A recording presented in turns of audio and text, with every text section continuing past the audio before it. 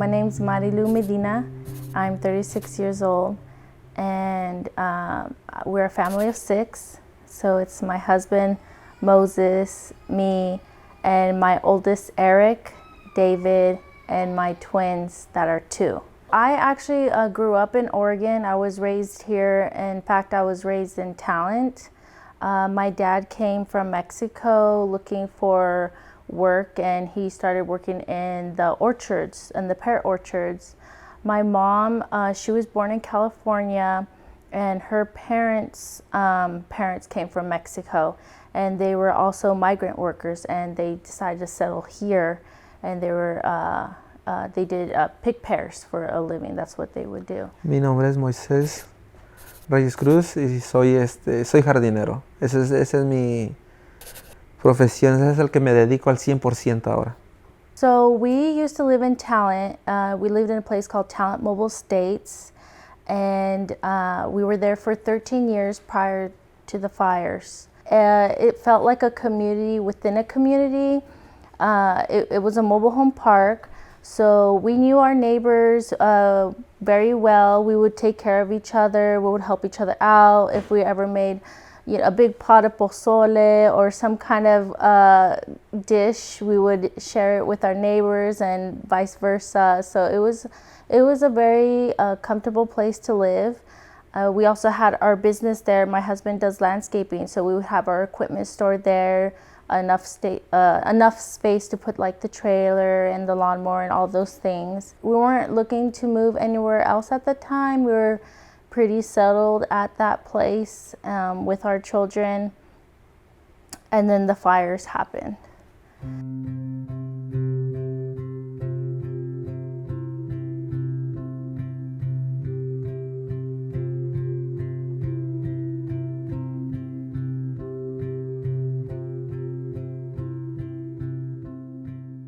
Yo venía de trabajar y cuando mi esposa le dije, hay un incendio en Ashland, pero lo tomé como simple, nunca pensé que iba a llegar tan grave.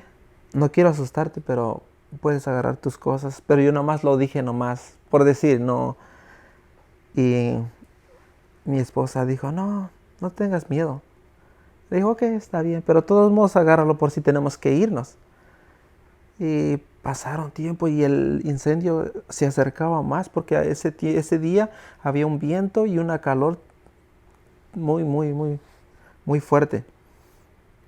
Y me acordé de la vecindad de la gente mayor, de los ancianitos que no podían mirar o salir. So fui, les toqué las puertas y le digo, no quiero asustarlos, pero hay un incendio y se mira que está creciendo. Dije, si tenemos que irnos, déjame saber si yo les puedo ayudar. And then there was a point where the wind just blew through, and you could smell the smoke, and you could almost see like it was red, like if it was carrying the fire in the wind. And so at that point we're like, okay, we gotta go now.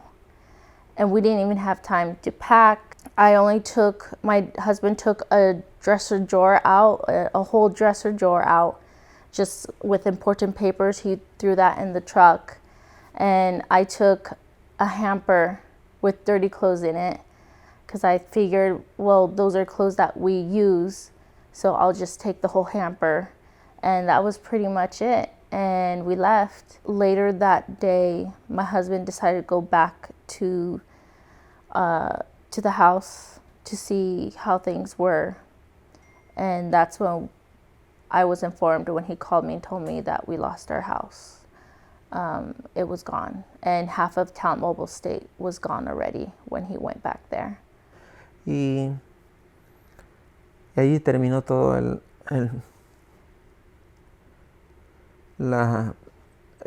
parqueadero de trailer de todos los latinos. Era muy triste ver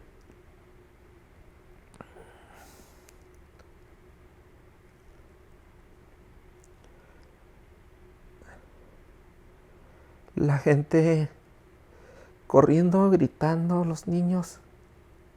And then he told me that not only was our place was gone, but that his sister's house was gone. And at that time, his sister lived in Phoenix, and I didn't understand. I said, how could your sister lost her home if the fire was in Talent, not in Phoenix? And he's like, no, it's going through the whole towns. And I was just perplexed. I couldn't believe that it was rolling out, and I was just hopeless standing there. There was nothing we could do. And it was so surreal because as you're there thinking, okay, what do we do? But yet you don't see anyone panicking. You don't see police cars. You don't see texts or emergency phone call like, hey, get out. You guys need to get out. It was just so quiet about it.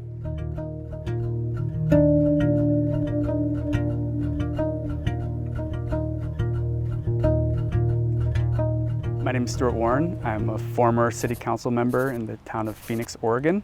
I also sat on the Urban Renewal Agency, where I was the chair of the agency for almost 2 years. I owned and operated a fly fishing company for 12 years based on the Rogue River in the Rogue Valley.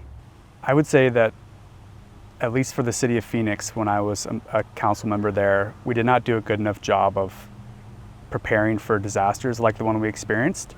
It was kind of a one-off opportunity or one-off experience that really we were not prepared for. And the initial aftermath that I experienced as someone who was organizing recovery efforts was that a lot of our Latinx families were really dramatically more impacted than our white families were. A lot of the folks who lived in mobile home parks did not have any homeowners insurance or renters insurance. And so when their homes burnt, they literally lost everything they owned. And because of the fact that we were not prepared for such a disaster, evacuation notices did not go out as planned. And most of them were in English. So even if they did go out, they were probably not comprehensible for most of our Latinx families. And so the Latinx community really struggled to recuperate after the fire. And what we saw was a lot of, because of Latinx families' intergenerational nature and living together, we saw multiple generations who were displaced with literally nothing but what they could gather with them in the 5 to 10 minutes they had to get out of their homes.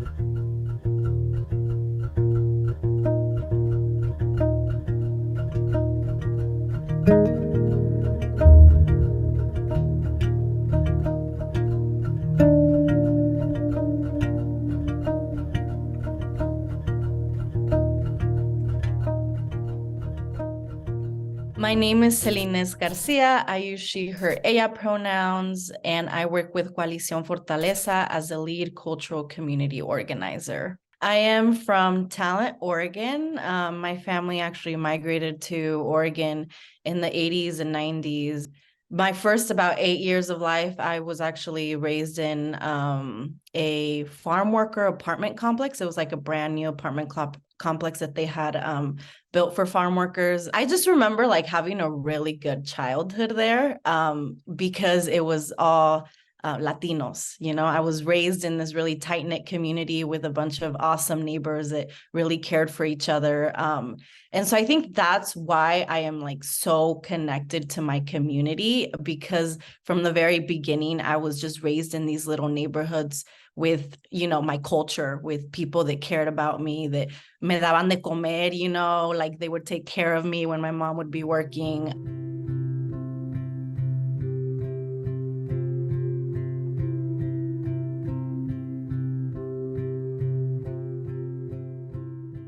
I'm lucky enough that I actually was able to move back to Talent about 7 months ago because I just moved from Eugene. And so I feel super blessed to be back in my hometown. But obviously now I'm back in my hometown with a different landscape because the wildfires destroyed a lot of the neighborhoods that I actually was born and raised in.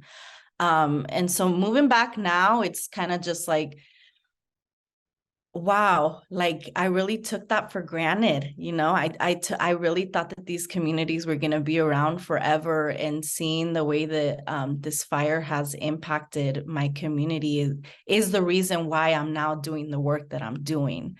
So Coalición Fortaleza was actually, it was born from the ashes, like we like to call it, because when this disaster hit our communities, we were like, what are we going to do to get our communities back to where they were displaced from?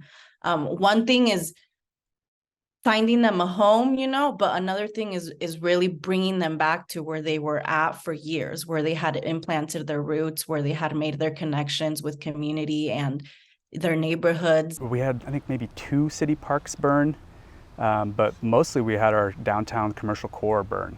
And that was, a lot of those businesses were Latinx owned and kind of operated as the community gathering space for a lot of our Latinx community in town. On top of that, we had between Talent, Phoenix, and unincorporated Medford area, close to 1,500 mobile homes be completely destroyed. And that was a huge percentage of the affordable housing in the Rogue Valley in general. So I found out where we used to live at Talent Mobile Estates that they were able to purchase the place, and now they're going to make it into like a housing where it's your own house, like ownership housing, and it's going to be the first in Southern Oregon. So it's pretty exciting news. I know that they've already had a few meetings and reached out for to residents who used to live there. They want to try to get opportunities for them first to come back home, and then bring others in who were affected by the Almeda fire. There was a room full of like 70 fire survivors, and they were like, ¿qué vamos a hacer? What are we going to do to get our homes back, to get our neighborhoods back?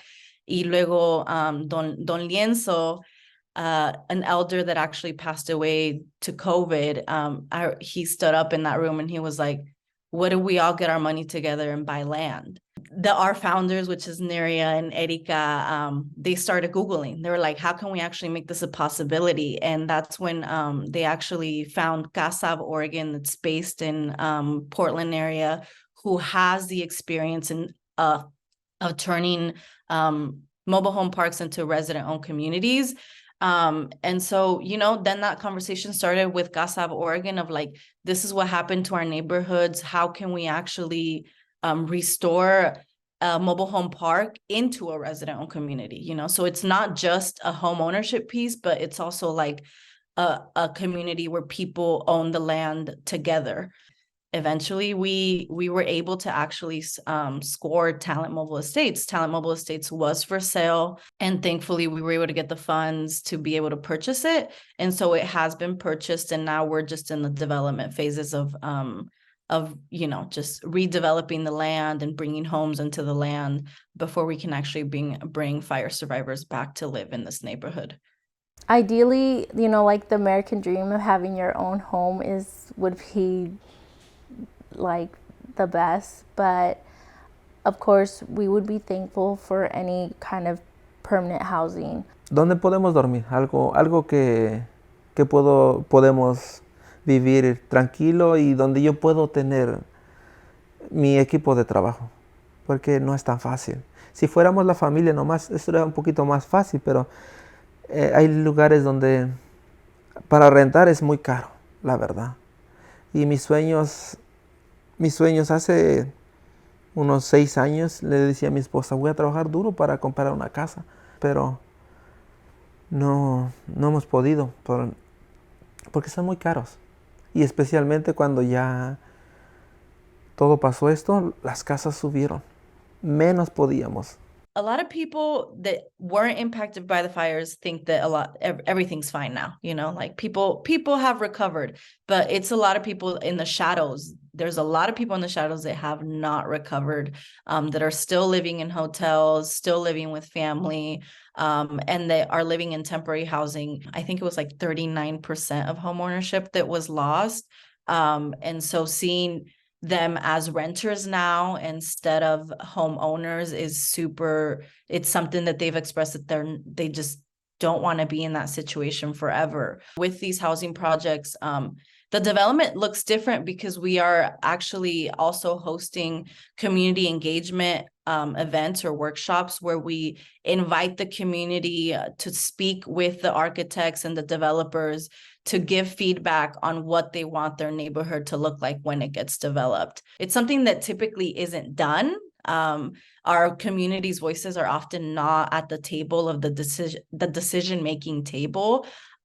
So being able to do that and provide this for our community has really brought like empowerment to them, has made them feel really excited about these developments that are happening. And overall, it's just like, it feels good to bring community together so that they can see like even, you know, the process that happens when it comes to developing land. We're in it for the long run, and in general, like I know that we have like our community's best interest at heart. And I'm super thankful that I like get to do this work. And I'm just so happy with like where we are right now and like the visions that we have for the future of our work.